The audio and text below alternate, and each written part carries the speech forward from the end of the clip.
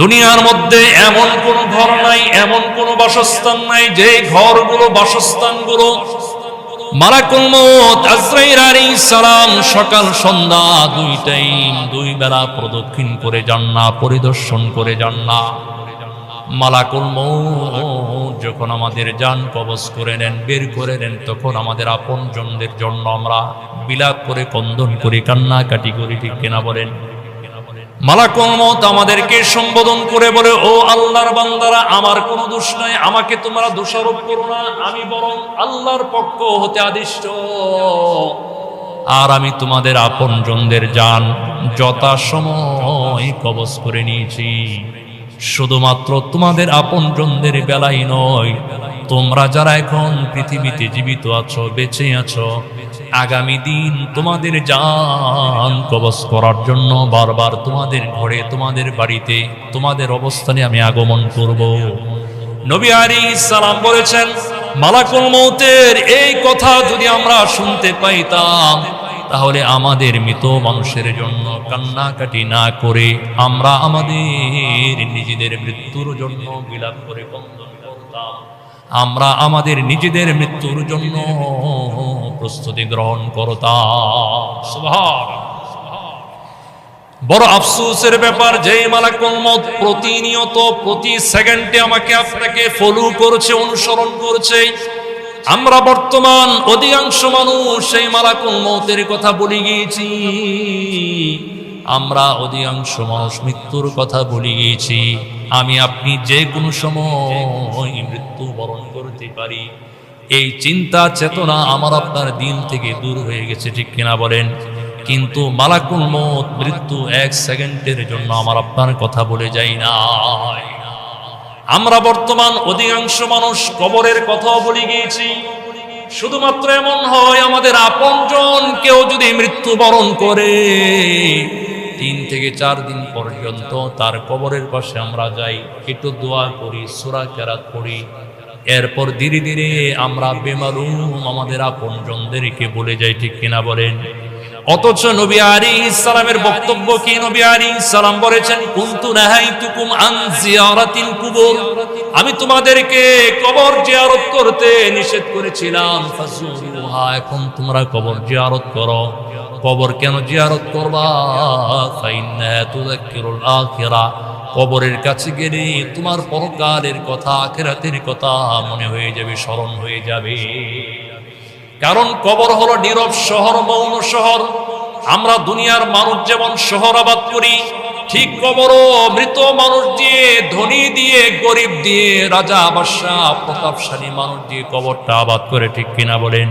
ও মুসলমান, এজন্য নবী বলেন, তোমরা প্রত্যেক জুমার দিন আপনজনদের কবর জিয়ারত করো। কারণ যখন তোমরা আপনজনদের কবরের পাশে দাঁড়াইবা, চাই সে সন্তান হোক, বাবা হোক, বাবা হয়ে সন্তানের জন্য, সন্তান যদি বাবার জন্য জুমার দিন দোয়া করে, আল্লাহ তাআলা ওই বাবা এবং সন্তানকে সাথে সাথে জীবনের সব গুনাহগুলো মাফ করে দেন। এজন্য আমরা প্রতি জুমার দিন জুমার নামাজ পড়ার পর যার বাবা মা আত্মীয়স্বজন যাকে যেখানে দাফন করা হোক না কেন, আমরা তাদের কবর জিয়ারত করব ইনশাআল্লাহ। না পারি মুনাজাতের মধ্যে মসজিদে বসে দোয়া করব তো ইনশাআল্লাহ। বলেন তৌফিক দান করুন, আমিন। আমরা তো এখন বর্তমান ভাই কবরের কথা বলে গেছি, অথচ কবর একটা সেকেন্ডের জন্য আমাদের কথা বলে যায়। হাদিসের এক বর্ণনা এসেছে, নবী আলাইহিস সালাম বলেছেন, প্রত্যেক মানুষের কবর দৈনিক তাকে 20 বার স্মরণ করে করে ডেকে ডেকে বলে, ও দুনিয়ার মানুষ, কান খাড়া করে শোনো, ও আদম সন্তান, ভালো করে শোনো, কবরের কি আহ্বান। কবরের আহ্বান যদি আমরা অনুধাবন করে বুঝতে পারি, আমাদের হৃদয়টা খুলে যাবে। দুনিয়ার মধ্যে কোন মানুষ কবরের চিন্তা করলে, পরকালের চিন্তা করলে কোনদিন অন্যের সম্পদ জবরদখল করতে পারে না। পারে নাকি বলেন? কবরের ডাক, কবর কি বলে? কবর বলে, আনা বাইতুল ওয়াহদা, আমি একাকিত্বের ঘর। আনা বাইতুল গুরবা, আমি নির্জনতার ঘর। কবর বলে, আনা বাইতুত তুরাব, আমি হচ্ছি মাটির ঘর। কবর বলে, আনা বাইতুজ জুলুমাত, আমি অন্ধকারাচ্ছন্নের ঘর। আহারে, আমরা আমাদের বাসা বাড়িতে থাকি, 10 মিনিটের জন্য ইলেকট্রিসিটি চলে গেলে নিকষ অন্ধকার নেমে আসে, অন্ধকারের মধ্যে ভয় ভয় লাগে। আর কবরের মধ্যে যে কি পরিমাণ অন্ধকার, সেটা কবরে না যাওয়া পর্যন্ত আমরা কেউ কোনোদিন টেরও পাবো না। এজন্য কবর বলে আনাবাইতুজ জুলুমাত, আমি অন্ধকারাচ্ছন্নের ঘর। কবর বলে আনাবাইতুল হাইয়াতি ওয়াল আকারিব, আমি সাপ বিচ্ছু কীট পতঙ্গের ঘর। দুনিয়ার সাপকে আমরা ভয় করি, বিচ্ছুকে ভয় করি, কীট পতঙ্গকে ভয় করি। ও মুসলমান, যদি আমি আপনি নেক আমল নিয়ে মৃত্যুবরণ করি, চিন্তার কোনো কারণ নাই। নবী বলেন আল কবরু রাউযাতুম মির রিয়াদিল জান্নাহ, কবরটা কারো জন্য হবে জান্নাতের বাগান, আবার কারো জন্য হবে জাহান্নামের একটা কুয়া। এজন্য কবর বলে, ও আদম সন্তান, আমার ঘরে আগমন করার আগে নেক আমল নিয়ে এসো। ঈমান আর আমল দ্বারা নিজের বডিটাকে তুমি সুসজ্জিত করো, নিজের বডিটাকে সুসজ্জিত করো। কোরআন সুন্নাহ দ্বারা নিজের জীবনকে পরিচালিত করো, তাহলে আমি কবর তোমার সাথে সুন্দর এবং চমৎকার ব্যবহার করব। ও মুসলমান, আমরা দুনিয়াতে বাগান বাড়ি করেছি, ডাক বাংলো করেছি, মরুভূমিকে আমরা শহর বানিয়েছি। দুনিয়ার 60 বছর 70 বছরের জীবনকে এনজয় করার জন্য কত আয়োজন, কত প্রস্তুতি সম্পন্ন করি। দুনিয়াতে আমাদের বেডরুমের বিছানার চাদর পুরাতন হলে ওয়াশিং মেশিনে ঢুকাইয়া আমরা ধুলাই করে নতুন করে নেই, কিংবা আমাদের গায়ের জামাই ময়লা লাগলে ওই জামাটা আমরা সাথে সাথে পরিবর্তন করে নেই, পরিষ্কার করে নেই। একটা জামা সর্বোচ্চ আমরা 3 থেকে 4 দিন পরিধান করি না, কারণ ও মুসলমান, যেদিন কবরে কোনো বিছানার চাদর থাকবে না, বালিশ থাকবে না, তুষকের কোনো ব্যবস্থা থাকবে না। আবার প্রচন্ড ঠান্ডা শীত থেকে বাঁচার জন্য কবরের মধ্যে কোনো জাজিমের ব্যবস্থা নাই, তুষকের ব্যবস্থা নাই, ল্যাবের ব্যবস্থা নাই।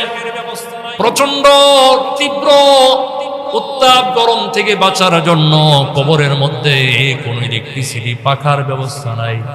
আমরা তো বর্তমান এত গরম নেমেছে, অনেক সময় এসি ছাড়া আমাদের শরীর থেকে দরদর করে ঘাম বের হয়ে যায়। কবরের মধ্যে কোনো এসি আর কুলারের কোনো ব্যবস্থা থাকবে না। তবে থাকবে সেটা হলো নেক আমল। নেক আমল যদি করতে পারি, কবরে এসি, স্ল্যাব, তুষক, যত সিকিউরিটি লাগে আল্লাহ তাআলা সব ব্যবস্থা করে দিবেন। ও মুসলমান, সেদিন কবরে থাকবে মাটির বিছানা, মাটির বালিশ, মাটির ল্যাব, মাটির তুষক। চিন্তা করেন, কবরে শোয়ানোর পর আমার আপনার দেহের সাথে যখন রূহের সংযোজন করা হবে, চোখটা খুলে দেখবেন আমার আপনার ডানেও মাটি, বামেও মাটি। উপরে তাকাইবেন, বাঁশের সামিয়ানা, বাঁশের খাটিয়া। ও মুসলমান, যেদিকে হাত দিবেন শুধু মাটি আর মাটি, নিকষ অন্ধকার কালো ছাড়া আর কবরে কিছুই দেখতে পাবেন না। ও মুসলমান, আমি তো এই তো মাত্র